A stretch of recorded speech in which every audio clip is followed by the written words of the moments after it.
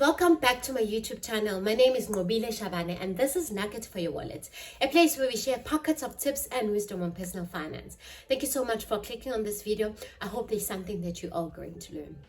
In today's video, I would like to share with you 5 nuggets that you need to know and keep in mind before you buy your first car.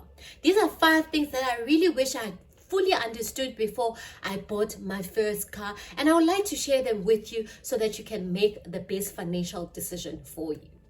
Buying your first car is a milestone and it is very exciting, but I think it's very important that you do not allow emotion to overwhelm you and to influence the decision that you are going to make based on your first car.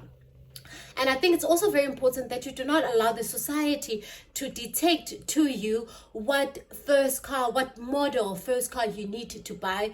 And you mustn't allow even your family, because people have an idea of what you should be driving, but you must never allow that to dictate the car that you need to buy. These are 5 nuggets that I think it's very important for you to keep in mind as you make this decision. The first nugget is that buying a car is a matter of more than just an installment. The fact that you can afford an installment of a car does not necessarily mean that you can afford a car. There are other financial costs associated with buying a car that you need to make sure that you are comfortable with and that you can afford before buying a certain type of car. The other cost, other than the installment of a car, is the petrol cost, the insurance cost, and the maintenance cost. It's very important for you to understand these costs and calculate them and factor them as you make the decision of what car are you able to afford. And obviously, I'm speaking of installment, making an assumption that you're buying your car on vehicle financing. You're not buying it cash. If you're buying it cash, well, you will be buying it cash, but you will still have the other cost, which is petrol cost, maintenance cost, and insurance cost. So it's very important for you to understand that. And once you understand that, it's very then important that you do your budget. In your budget, obviously, you take into account your income, your expenses, your investment, and your savings, and then you'll be left with what we call a disposable income. So if you're left with a disposable income of 6,000 Rand, it means that all the costs associated with buying a car needs to be covered in this 6,000 Rand. You mustn't then go and buy a car that has an installment of 6,000 Rand. And also you mustn't go and buy a car that has an installment of 5,000 Rand, because 1,000 Rand will not be enough to cover your insurance and to cover your petrol cost. So it's very important that you do your budget, and once you are left with, after you've done your budget and you are left with the disposable income, know that that disposable income needs to cover all the other financial costs associated with buying a car.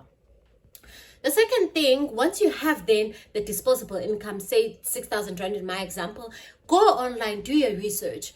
There are different websites where it has, they're selling different cars, and it has different calculators to say that if you want this car, this model, and the value of this car is so much, then the installment that you are going to pay is this much. So when you do your research online, it will give you an idea as to what's the value of the car that you can afford. And you also need to do your research online on the fuel consumption, and also do your research on the insurance for that particular car. How can you get an insurance cost for that particular car? Hippo.com, for example, can give you a quotation. You can put the model of the car and put like the number of years that you've had your driver's license, because all those things influences your insurance. So once you then have done that, it will tell you how much that particular car, how much insurance for that particular car would cost. So you have went online, you have researched what's the value of the car that you can afford, and in that way you have an idea of what kind of car can you really afford. Then you take a quotation for your insurance, and then you read up as to how much is the fuel consumption based on where you work or where you're studying, or however you're going to be using that car. Then determine what will be the fuel cost. So that's the second nugget. Do your research. And thirdly, once you have done your research, you know what's your disposable income. You have done your research to say, I can afford a car that is 120 Rand, for example, and I know that that is this type of a car. Then you can go to a dealership.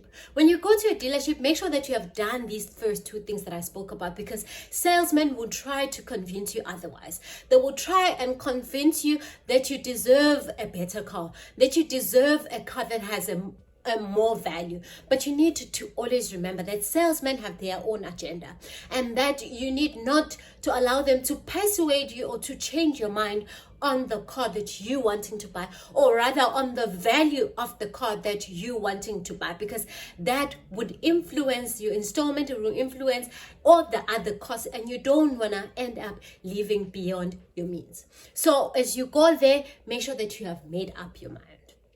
The fourth thing that I think is very important when you go into going to buy your first car, associated with you going into the dealership, is that you need to understand that in order for the dealership to give you financing, or for the bank to give you financing, there are two costs that they can, or two variables that they can tweak to that will affect the installment that you pay.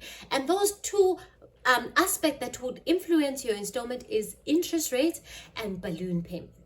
So when you're getting a vehicle financing, the financing can be based on a fixed interest rate or a variable interest rate. When your vehicle financing or your car loan is based on a fixed interest rate, it means that the interest that they're giving you is not going to change until the end of your vehicle financing period. So it means that the installment also that you're going to pay, it's not going to change, because it has been calculated on a fixed variable, on a fixed interest rate. On the other hand, if your car loan or your vehicle financing is based on a variable interest rate, it means that your installment would vary or would change as the interest rates change, as the prime rates change, which influences the interest rate that they charge you. So it's very important that you understand that. And understand how your installment is calculated. The other thing that is very important for you to understand is what we call a balloon payment. Majority of the time, in order for dealerships and for financial service provider to decrease your installment, they would include what we call a balloon payment. What is a balloon payment? A balloon payment is a lump sum that you're going to pay at the end of your vehicle financing period. So they say, for example, okay, a car cost 120. They say, okay, your installment, we calculate how much installment you need to pay for maybe 70,000 of that, and then at the end of that period you need to pay cash the 50,000. So it's the lump sum. Balloon payment is the lump sum that you need to pay at the end of the period, and it is not advisable that you take a car with a balloon payment, because chances of you having that lump sum at the end of the period are very slim, or if they are, it means that you're gonna put a financial strain on yourself. If you can't afford the installment of a car without the balloon payment, it means that you can't afford that car in reality. So rather not take a car with balloon payment, because you're gonna end up having maybe to refinance that balloon payment, which means that you're gonna be paying for a longer period of time, and the longer you pay for a debt, it means that it's the more you're going to pay to the bank or to the financial service provider at the end. So do not take a car with the balloon payment. If you can't afford it, then take a car that costs less. Just go up there, and when you speak to a salesman, tell them I'm straight, I do not want a balloon payment. They can even tell you that you're gonna trade in your car and then it will pay for itself. No, you don't even want to be in that. And the last thing that you need to keep in mind before you buy your first car is you need to read your contract. So if you have decided that this is the car that you're going to buy, you have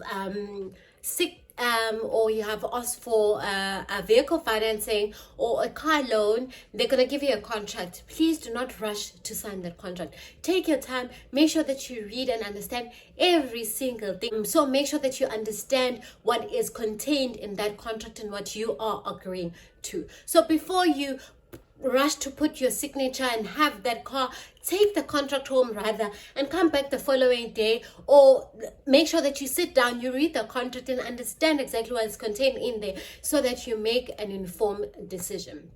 So those are the 5 nuggets that I think is very important for you to keep in mind as you exploring this idea and playing with this idea of getting a new car, or as you are considering buying a new car, because I think they're very important to assist you to make an informed decision. The overall arcing theme of what I have to say is that do your research. Make up your own mind. Do not allow other people to determine what car you need to get, or the salesman to determine what car you deserve. You need to make sure that you allow your financial situations and what you can afford to determine which car you need to get. I hope this helps. I hope that it has given you something to think about and to ponder on, and I hope that you are going to take this into account. This brings us to the end of our video. If you like this video, please leave it a big thumbs up and leave a comment in the comment section. And if you have not subscribed to my channel, please make sure that you subscribe to my channel. It is free, you're not going to pay anything, and turn on the notification bell so that you're notified whenever I upload a new video. Until next time, bye.